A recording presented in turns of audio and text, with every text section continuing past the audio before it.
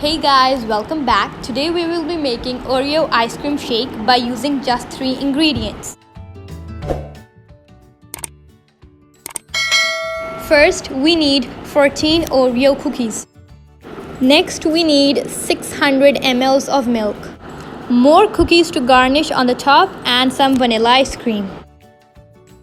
In a food blender, add vanilla ice cream, Oreo cookies, and milk.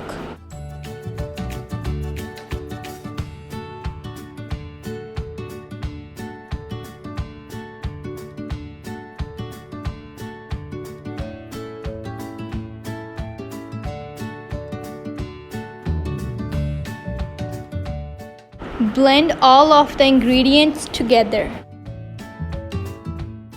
Chill it in the fridge for about 15 minutes. Garnish some Oreos on the top and your delicious Oreo vanilla ice cream shake is ready. So if you like this recipe, please give it a thumbs up and subscribe to my channel.